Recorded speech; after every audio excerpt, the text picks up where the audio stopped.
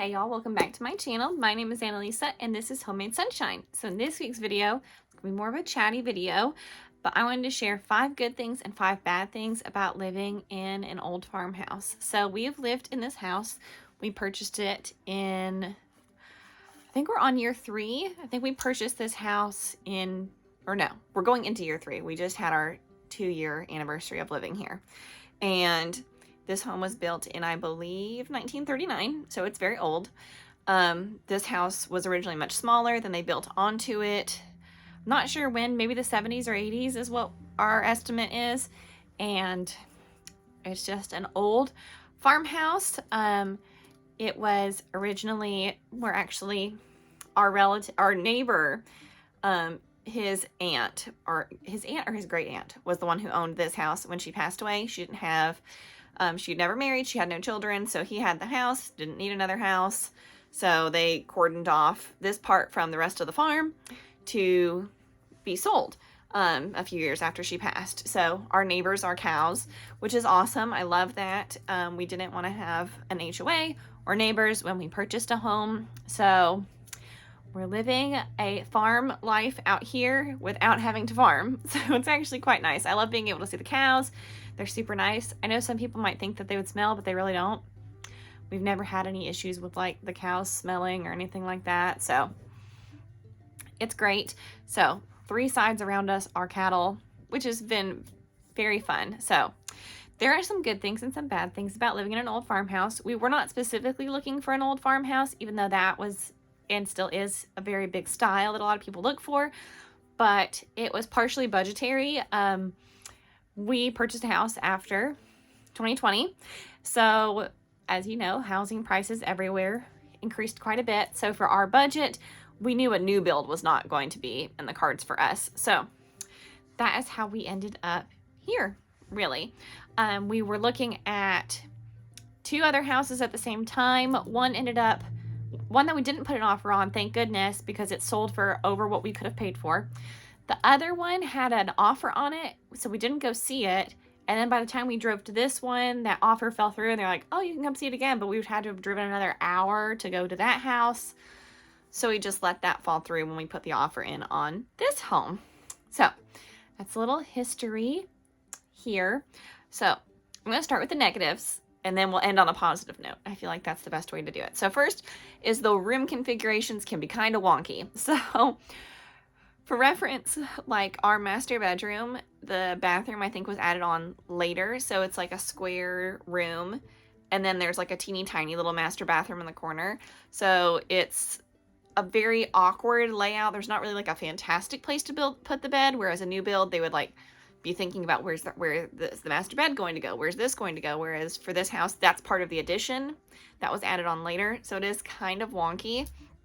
And in my son's room, there's like multiple, like there's doors under the stairs, there's doors here, and it's also kind of wonky, like window, doors, like all over the place, so it's kind of just wonky. There's just wonky little spots, so it can be kind of odd trying to fit furniture and fit things in there. So wonky room configurations. This is the first old house I've ever lived in. We lived in an apartment when we first got married. The house I grew up in was built in 89, and so it was not old at that time. By the time I was born, I would not have considered that an old house. And the house we rented before this one was built in, I think, 99-ish, late 90s. So that one had a more updated layout, even though the house was smaller. So like our master bedroom suite was a lot larger. That house was very interesting because that one, there were 3 houses. The man who rented us the house owned 2 of them that he bought out of foreclosure because it was supposed to be like, you know those big assisted living places where there's like the retirement home in one part for when people get really sick, but there's like patio homes for the elderly. So they were supposed to do that, and for some reason that we weren't aware of, that they went bankrupt and went under. So he bought those houses, the 2 houses, really, really cheap. Like, I think like I think less than $100,000. And he bought those out of foreclosure when the bank finally got everything there. So there was like 3 identical houses, identical layouts, and then a whole bunch of grass. It was really kind of funny. And they had like put in like lampposts and like a sidewalk, like it was going to be a neighborhood, and then bottom fell out. So this is my first old house. Second is critters. So let me just give you a rundown of how many critters we've had. We've had field mice twice. We've had rats, not in the house. The field mice we've had in the house. The rats we have not had in the house. The rats we have alleviated by moving our wood further back to the end of the property line. We've had groundhogs in the yard. We've had rabbits in the yard. We have stray cats every once in a while. Those aren't a big deal. The groundhogs you have to worry about, though, for the cows, that they don't like get into a hole and break a leg, so that's dangerous. We've had a snake in our house. We've had multiple snakes out of the house, so that is not fun. And if you're thinking, why doesn't your cat eat the mice? The mice, how they come in, she can't see them. So she has not seen them to get them. I think she would get them if she saw them. Next is seams not matching, which is how the mice get in sometimes. So because the house isn't perfectly level, because it's older, sometimes the seams with the floor and the flooring and the wall don't totally meet up perfectly. So that's kind of weird, and it can get dirty and little spiders can crawl in. That's another critter. Spiders. So many spiders. So many spiders. It's spider season right now, and we have spiders everywhere. But we just kill them and keep moving. So not being well insulated. This house is not as well insulated as a new home would be, of course. It's not so bad in the summer. Our house stays very cool, but it's not fantastic in the winter because our house isn't well insulated. It stays cool in the summer, and it also stays cool in the winter. So it's not the warmest house ever for that, but it's good in the summer. Old things need fixing is the fifth one.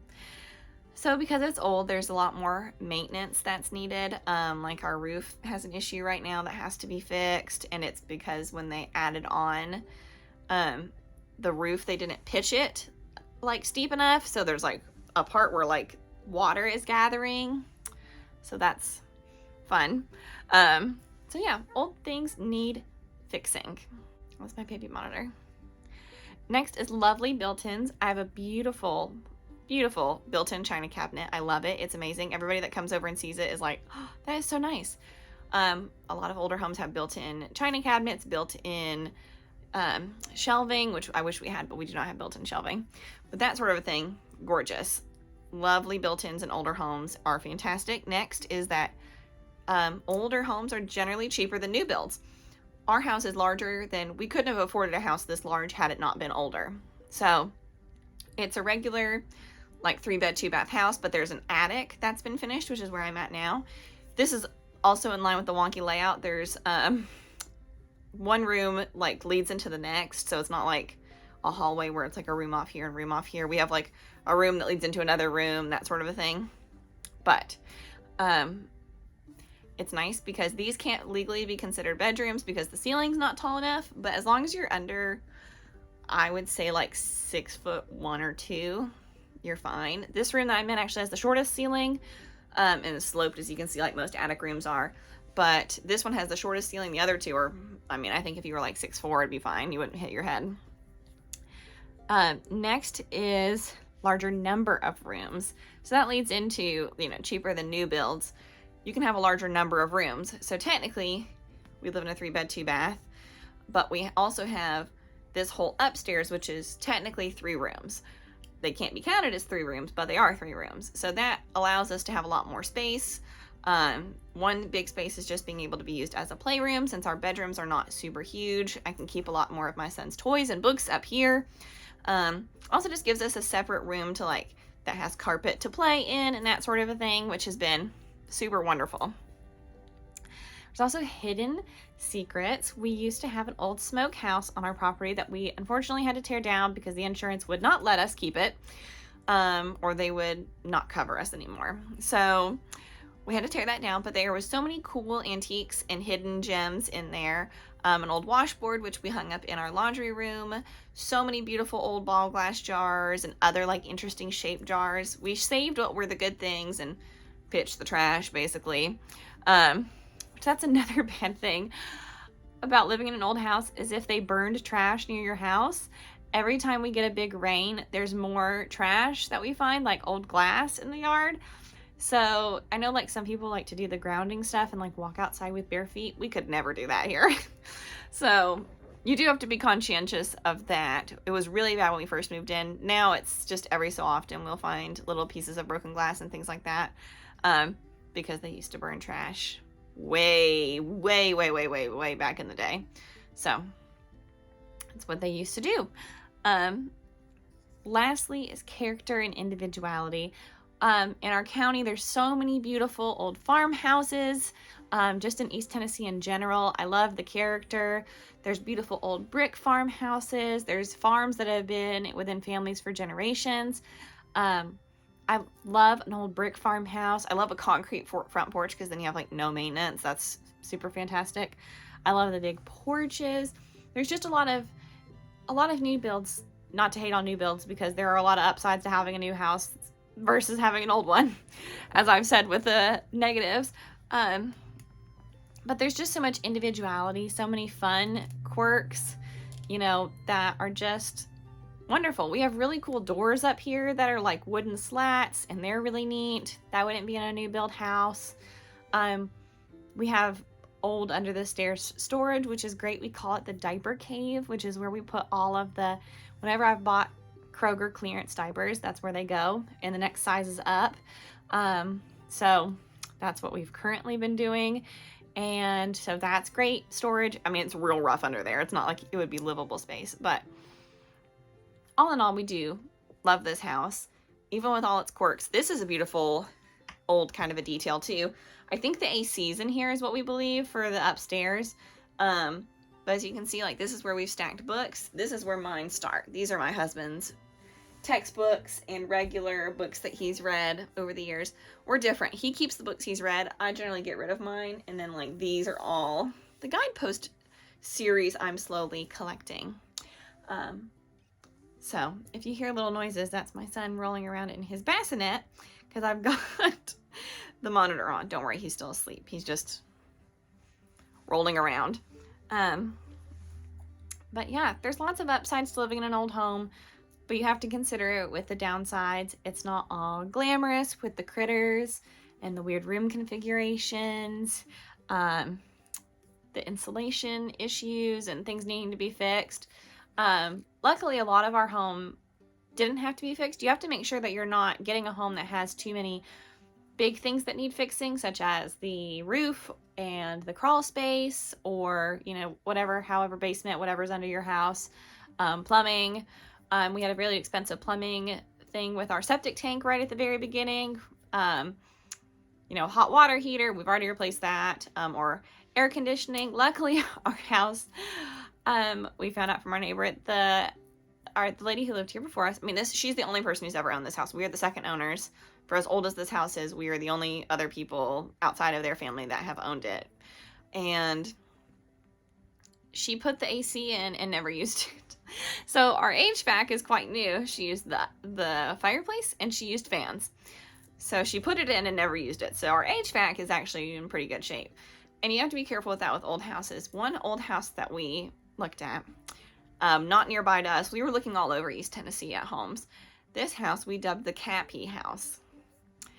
It smelled so bad of cat urine. And if you've looked into how to get rid of cat urine smell from a house, it's very hard. If it's seeped into the walls, they have to take like part of the wall down. They have to go down to the subfloor sometimes. It's like it's extremely expensive.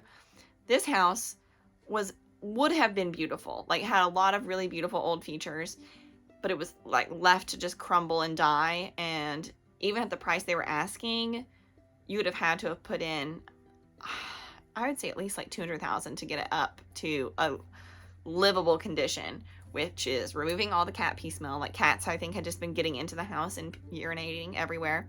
They had a boiler in the basement that was like barely working. The basement was damp. The foundation was messed up. The windows were really old, most of them broken.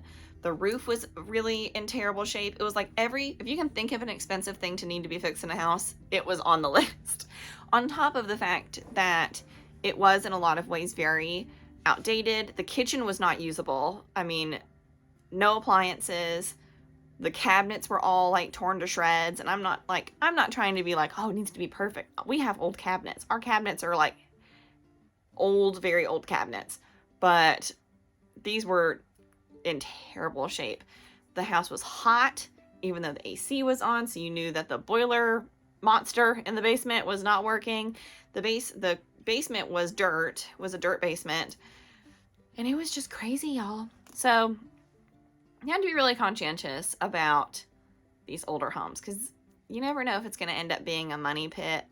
Our main things we're looking at: HVAC, like the hot water heater, which isn't that expensive to replace in the grand scheme of home things, roof, the structurally soundness of the underneath of the house, all of that. We've just had major storms here in East Tennessee. If you've been watching the news, East Tennessee, West North Carolina, which is where we're from. All of our family lives here, for the most part, in East Tennessee or Western North Carolina. It's been pretty devastating, and for us to have only had, with our specific home itself, the roof leak, that's pretty great in the grand scheme of things.